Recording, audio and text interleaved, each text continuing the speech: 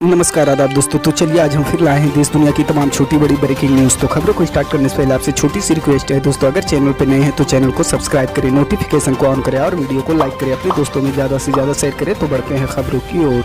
आपको बता दें दोस्तों, योगी सरकार नए साल में यूपी के बिजली उपभोक्ताओं को तगड़ा झटका दे सकती है। राजस्व की कमी को पूरा करने के लिए सरकार बिजली दरों में 18 से लेकर 23% तक बढ़ोतरी की तैयारी में है। इस बाबत बिजली कंपनियों ने एक प्रस्ताव भी विद्युत नियामक आयोग को सौंपा है, जिसमें बिजली की औसत दर 15.85% बढ़ाने का सुझाव दिया। इससे पहले आयोग ने 92.547 करोड़ रुपए के राजस्व की जरूरत बताई थी। बिजली कंपनियों की ओर से सौंपे गए प्रस्ताव में घरेलू उपभोक्ताओं की बिजली दरों में 18 से 23% की बढ़ोतरी करने, जबकि उद्योगों के लिए 16% और खेती किसानों के लिए 10 से 12% बिजली की दर बढ़ाने का सुझाव है।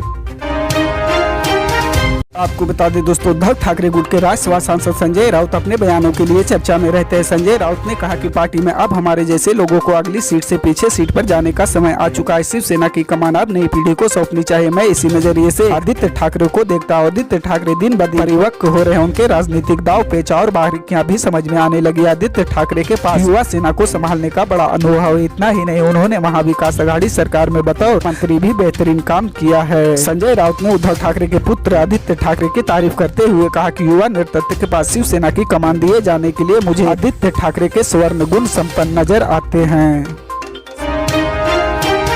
आपको बता दें दोस्तों, उत्तराखंड के जोशीमठ कस्बे में जमीन धंसने के मामले में तत्काल सुनवाई से सुप्रीम कोर्ट ने इनकार कर दिया। अदालत ने कहा कि हर जरूरी चीज सुप्रीम कोर्ट में ही सुनवाई हो, ऐसा जरूरी नहीं है। बेंच ने कहा कि इस मामले में चुनी हुई सरकार पहले ही काम में जुटी हुई है। इसके साथ ही अदालत ने केस की सुनवाई के लिए 16 जनवरी की तारीख तय की है। अदालत ने कहा कि लोकतांत्रिक सरकार पहले ही इस मसले के समाधान में जुटी है। कोर्ट ने कहा कि याचिकाओं से कहा कि हम आपकी चिंताओं को समझते हैं और उस पर 16 जनवरी को विचार करेंगे, लेकिन तत्काल सुनवाई करना संभव नहीं है। चीफ जस्टिस DY चंद्रचूड़ ने कहा कि सभी मुद्दों के लिए सुप्रीम कोर्ट ही एकमात्र जगह नहीं। याची के वकील की दलीलों पर CJI ने कहा कि देश में जो कुछ भी अहम है उन सभी मसलों को हमारे सामने जरूरी नहीं है, इसलिए लोकतांत्रिक और चुने हुए संस्था मौजूद हैं।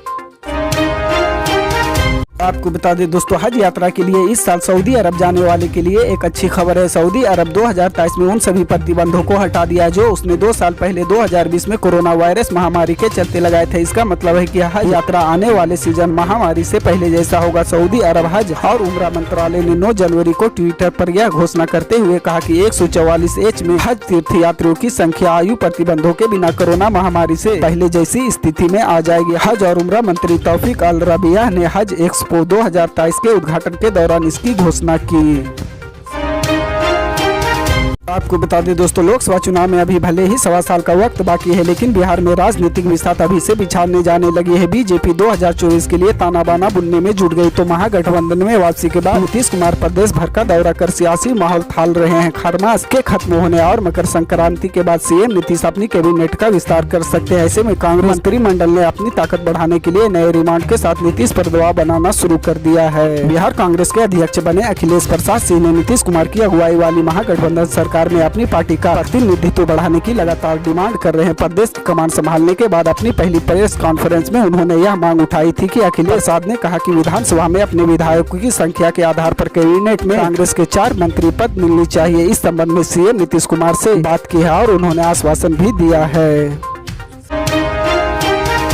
आपको बता दें दोस्तों, दिल्ली के उपराज्यपाल वीके सक्सेना ने JNU की छात्रा नेता रही सेहला रशीद के खिलाफ सुरक्षा बलों पर टिप्पणी से जुड़े मामले में केस चलाने की अनुमति दे दी है। दिल्ली वकील आलोक श्रीवास्तव ने उनके खिलाफ शिकायत दर्ज कराई थी। शिकायत में आरोप लगाया गया कश्मीर निवासी सेहला रशीद ने भारतीय सेना के बारे में 2 ट्वीट किए। एक ट्वीट में उन्होंने कहा कि सशस्त्र बल रात में घरों में घुस रहे लड़कों को उठा रहे, घरों में तोड़फोड़ कर रहे, जानबूझकर फर्श पर राशन गिरा रहे, चावल के साथ तेल मिला रहे। शिकायत के मुताबिक दूसरे ट्वीट में कहा गया कि शोपिया में 4 लोगों को आर्मी कैंप में बुलाया गया और पूछताछ की गई। उनके पास एक माइक रखा गया था ताकि पूरा इलाका उनकी चीखें सुन सके और आकांक्षित हो सके। इससे पूरे क्षेत्र में वह का माहौल बन गया। इस तरह की अर्थसापित और फर्जी खबरें फैलाकर असामाजिक तत्व और संगठन लोगों को भड़काने का काम करते हैं। इसके बाद वकील आलोक श्रीवास्तव ने सेहला रशीद के सभी ट्वीट और भारतीय सेना के खंडन के संबंध में शिकायत पर प्राथमिकी दर्ज कराई।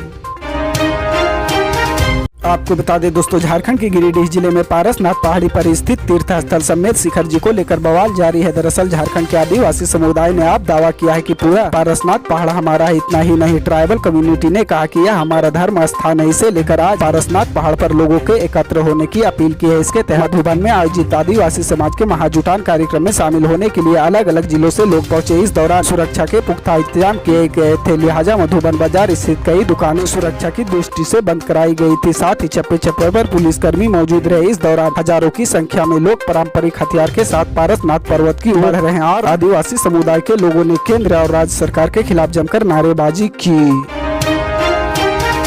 आपको बता दें दोस्तों, देश भर में कोरोना के अलग अलग वेरिएंट को लेकर लोगों के बीच दहशत का माहौल कायम है। वहीं अब बिहार के भोजपुर जिले में एक ऐसी अगाध बीमारी दलित टोले में फैल रही, जिसकी चपेट में अब तक एक कर 11 बच्चे आ गए हैं। मामला चरपोखरी फंड के नगरी गांव का है। यहाँ अगाध बीमारी से 2 बच्चों की मौत हो गई। वहीं 9 बच्चे अभी भी बीमार है। सभी बीमार बच्चों की उम्र 1 से 2 साल के बीच बताई जा रही। हालांकि डॉक्टर इसे खसरा करार दे रहे, लेकिन अभी भी डॉक्टरों की टीम कई बच्चों में दिख रहे लक्षणों की जाँच में लगी है। चरपोखरी नगरी स्थित दलित टोला में पिछले 5 दिनों में फैली इस बीमारी की सूचना मिलते ही डॉक्टरों की एक पूरी टीम टोले में मेडिकल कैंप लगाकर बीमार बच्चों को उपचार में लगी है। डॉक्टरों के मुताबिक सभी बच्चे मीजल्स आउटब्रेक नामक बीमारी से ग्रस्त है, जिसे आमतौर पर लोग बड़ी माता या छोटी माता कहते हैं।